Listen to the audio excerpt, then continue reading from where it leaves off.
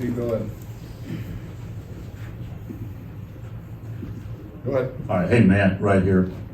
Let's talk process.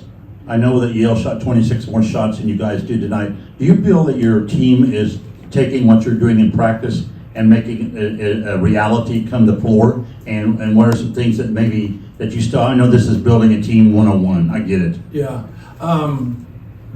yeah, I think so. I think, I thought our execution was pretty good. We had a stretch there where we turned the ball over a little bit, even though the possessions were the same with rebounds and turnovers. But yeah, I think our guys are trying. We have to do a better job in 50-50 balls and rebounds. We're touching a lot of basketballs and we're not getting a lot. And that's just not our big guys, that's everybody. And I thought we got some key rebounds at the end of the game. But if you're not great at rebounding the basketball and you're not great at keeping the ball out of the paint, you're just going to be behind plays all the time. And it just looked like we were behind plays, especially in the second half, a lot. And we got to do a better job containing it, and we got to do a better job of getting it off the glass. But a lot of times they don't understand embracing the physicality of the game. You hit people to gain position so you can get the basketball. You don't hit people for the sake of hitting them, and it doesn't gain you an advantage. So being in a good defensive position and not getting behind plays. But if you're always helping people, you're not in a great block-out position. You're constantly helping on the basketball, and I just thought we were helping way too much. And you're going to have to help in basketball. You are, but you can't live in help. At times we were living in help, and then now we're getting some stops because we were swarming the basketball, and then weak side we're not in a great position. So we just got to keep working. Obviously we're trying to gel a team and get better. I thought our bench really helped us. I thought Miles Colvin, offensively and defensively, did some good things for us. I thought he came in with a really good mentality in our last game to defend, and he carried that over to this game, and that we need to see that consistency from him, and he'll put himself in a much better position. He put himself in a much better position today, and I thought C.J. Cox really helped us, and it was great to see Cam get some opportunities. He hadn't had a lot of opportunities, but he went up and got some key rebounds for us and made a couple big threes. C.J. Cox, when Braden turned it over a couple times, came in and got an and one, made a pull up, and kind of settled us down there. So good team win, and we just got to stay with it. Hey, Matt, do you think, real quickly, do you think that's just a product of these guys really not?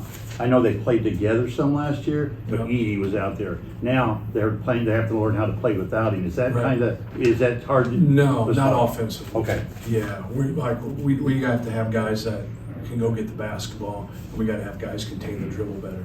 And it's team defense, but it starts, being able to to guard the basketball. That piece, guarding and rebounding, is they're the constants, man. They're the pillars. You got to do it every day. Following up on that, you mentioned earlier about over-helping and that costing you guys some rebounds tonight. Is that possibly a product of the focus you've placed on communication? Is that where they're maybe over-helping? Is the focus on communication? It's not over-helping as much because you have to help when you get beat, right? And so now, I probably used the wrong frame of words there, but a lot of times guys when you help, aren't going to take tough shots over two people, but sometimes when they do, it allows you to be naked on that backside, and now you don't have enough help there. That's why your guards really got to come down there and guard. But if it's big man rebounds, short shots end up going short. So I think that's more of it than anything. Just like when I'm not going to botch his name. When John, number 4 for them, was a great player, but I botched his name all week, so I'm not going to do it publicly. I don't know why I can't pronounce it, but I can't. I know, they've told me 10 times.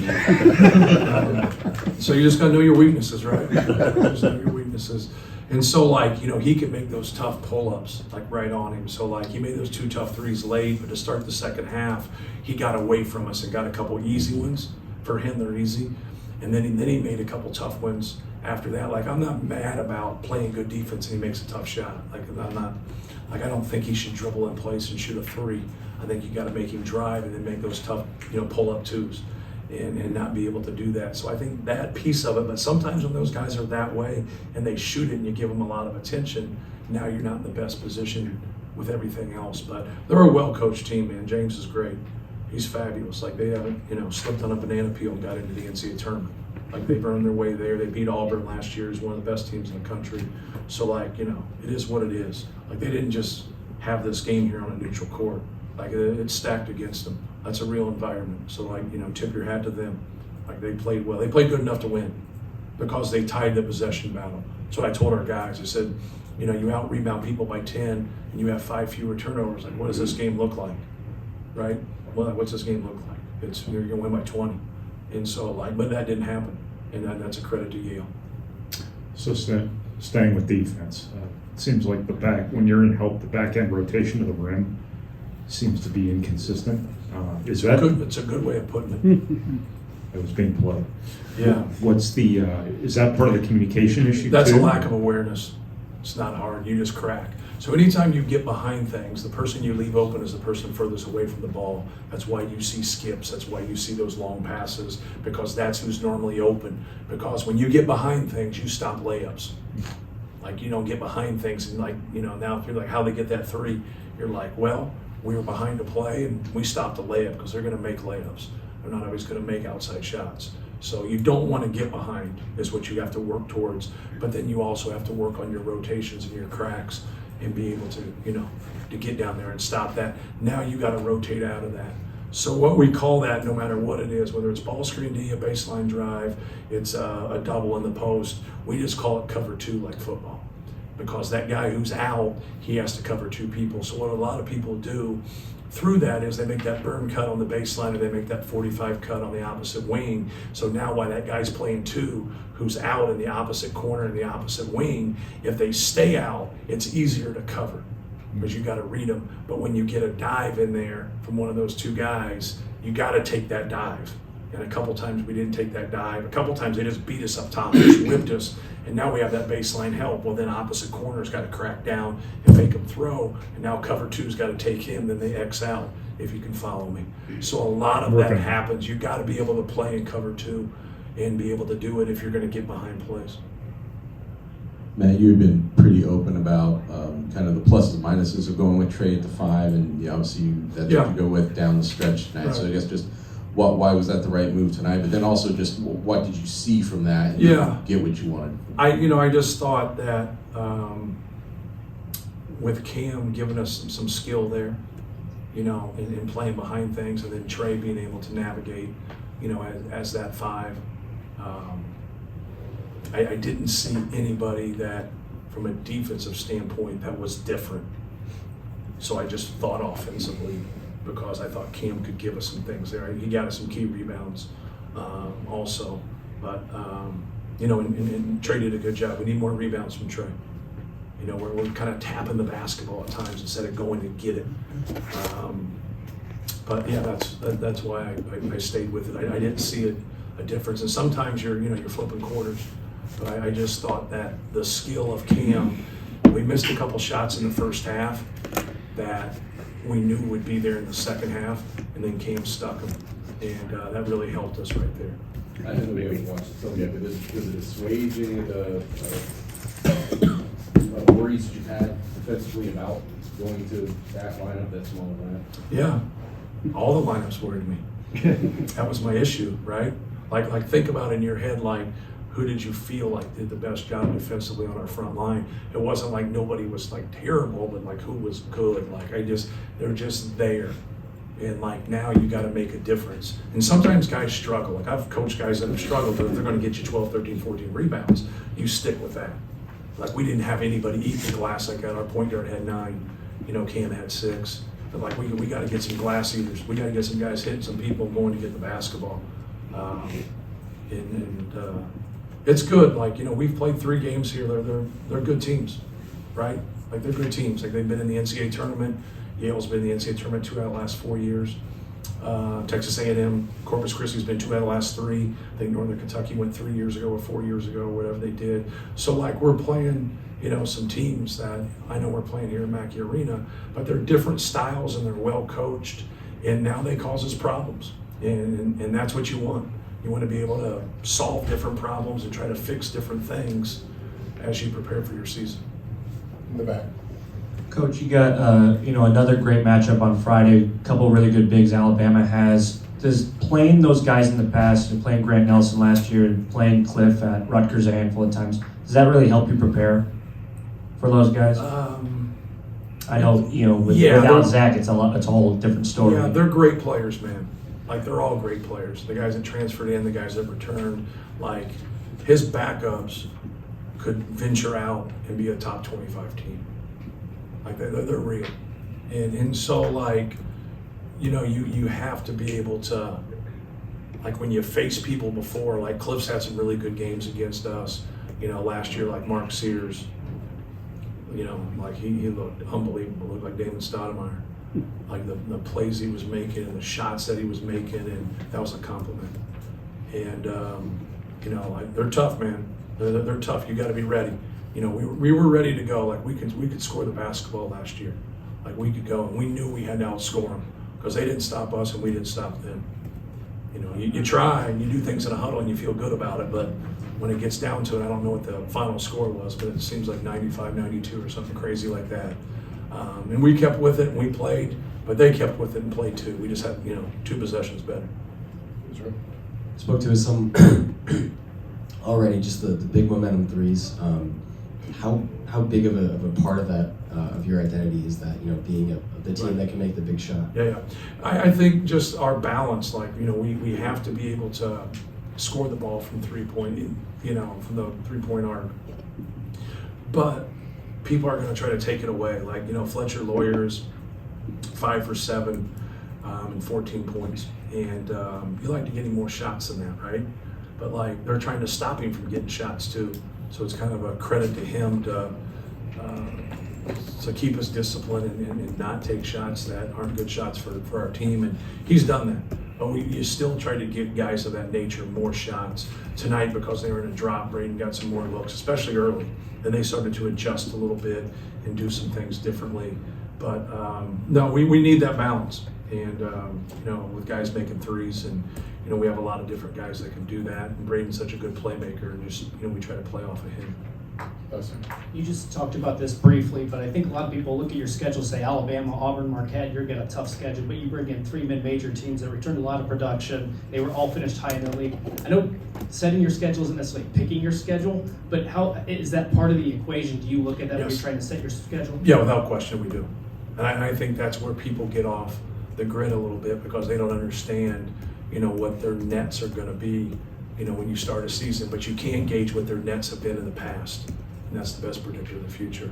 And it's not always 100% there. But, like, when you gauge that, like, no one's walking out of here thinking Yale's not having a good season, right? Mm-hmm. Like, no one walked out of here thinking Texas A&M Corpus Christi's not going to be at the top of their league. Like, Northern Kentucky they hit a rut scoring the basketball. But Northern Kentucky's got an unbelievable matchup zone. So we saw this style, we saw Northern Kentucky's matchup zone, and then Texas A&M Corpus Christi shot the passing lanes. They were aggressive, they turned us over. And so, like, that's the thing that you want. You want those challenges while still being able to win. What coaches get scared of is those losses. They're like, man, I don't want to play them. So they just dip about 100 points in the net. So instead of playing 184, they play 284. And then they complain about their seed, or they complain about getting on the bubble and not getting in when they made their mistake in June. And it's harder, man. I'll give, like, the credit to people that kind of keep doing it, that are on that fringe from a talent standpoint, because it is harder because they're going into the portal and they're collecting, talent, but they don't know how that talent's going to mesh. The guys that get the best players, they got a better gauge. The people that are in tier 2 and tier 3, now they got to really work towards, hey, like, I don't want to have this tough loss or whatever, but, like, that's how when you sit there and you say, like, how have you been a top 5 seed for 8 straight years or whatever our stat is? I think a part of it is that. Now you got to go out, and beat the real people too. So, like, that's, for us, like, Caleb's our only senior. Caleb's never lost a non-conference game. It's a hell of a stat. At the time, it's not like the best, like, in the country. It's like, from a history standpoint, I think it's 38 now. So that's it's a big statement. And so also, I think we haven't gotten to that number with weak schedules. We've gotten to that number. So even if you lose some games, like against the people that you mentioned, it's like, hey, like they're not going to bang you for it when it comes Selection Sunday. They're not getting you for that.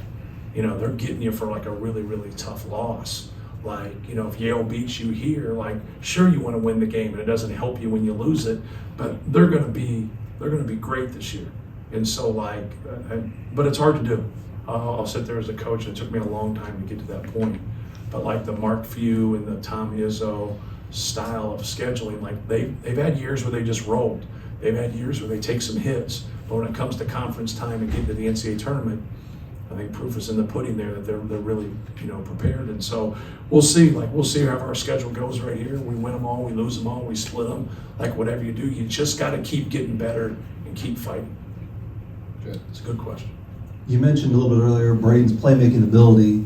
He seems to have some moments where he kind of leaves his feet and gets stuck in the air. Yes. But at the same time, he has a tendency to make some really high-level plays and skip passes. Right. How do you find a middle ground for him that works best for you? Right. Well, when you jump and you make passes coming off of ball screens that you do like 20, 30, 40, 50 times a day in practice, like you live with it.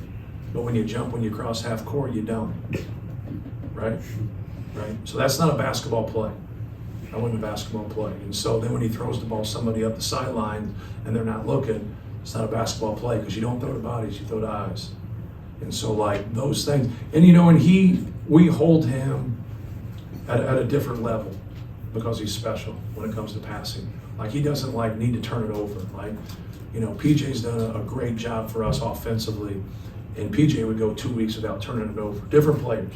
And then I'd say, hey man, I didn't bring you here to turn the basketball over. And he'd be like, Coach, I've had one turnover in the last 5 games. I said, I don't give a damn. Don't turn the ball over. You're not here to turn the ball over. You're here to take care of the basketball and run our team. And they both have different responsibilities, but when guys make basketball plays and they're trying to make the right play and they turn it over, and you just got to be positive with them and stay with them. But when they do some things that are screwy and, you know, they don't have discipline that they could do in their sleep, you know, that's when you got to hold them accountable and say, like, because think about if he doesn't make those 2 plays, then he gets took right away because he was thinking about those 2 plays. Like, you got to move to the next play. Like, he's a fabulous player. He's fabulous. Best point guard I've been around. But, like, who cares? You can't change that shit. Play's over. Guard your man. Keep him out of the paint. He's still thinking about that. So the guy I played for used to call, like, don't compound your mistakes. You make one mistake and let it stand. Let that one stand. You got it. You made a mistake. But don't make 2 or 3. Like, don't be emotionally drunk. Like, hang in there. Kind of going off of that mistake that maybe was to no fault of his own, Miles gets called for on the screen, and whether it was the right call or the wrong call, that could have changed the game. It was the wrong call. It could have changed the game, and instead, I think you get a takeaway after the timeout. Cam gets to the line, Braden steals the inbounds pass, and you get 4 points out of it. Yeah. When you talk about a winning team over years, how much Right. of that kind of mentality where you don't let the mistake affect the next Right, play? and that's what you want right there. Like him getting that steal and that basket right there was a huge play for us. It got it to 4 possessions. And then there was still stuff happening at the end of the game because they made plays, but like, you know, that was huge. Like that was a huge play right there. But moving to the next play, like now you get a call that goes against you. And as you guys all know, like we got the next 2. And I don't know if they were ours, but we got them. You know, and so that's the way the game floats sometimes when things of that nature happens. When you have the basketball and you're officiating and you've got to deal with a ball screen, that's why they changed the rule and they go to the clock on 20 seconds for a 10-second count. Because what they used to have was you're reffing and you got the count, I got the ball, and I got the screen. It's impossible. It's impossible to referee. So they changed it to where it's there. So I got to watch you guard the basketball and I got to watch this screen be legal. And that's why you need help from the other guy. He's got to be able to call. That's why you'll see fouls and those guys will be like, I just didn't see it, because you're dealing with the ball and you're not dealing with the screen. When you can back up, a lot of times when you can back up and you're further away from it, you'll see it more clearly than when you're on top of it. I know that makes sense to you guys, but it's true. And so, like, I think that's just what happened there. So it was a tough one for him. It went bang, bang. I thought the kid from Yale sold it and did a good job of selling it. By the way, he's a hell of a defensive player. Like I've never seen guys go under ball screens and and still find people. Like when you go under, then you got to go under twice. You're cooked. Like you are cooked. Like Braden's shooting that. That joker was running underneath and finding him every time. Like, I mean, he is a very good defensive player. We asked Trey about it, the 50 in the paint points.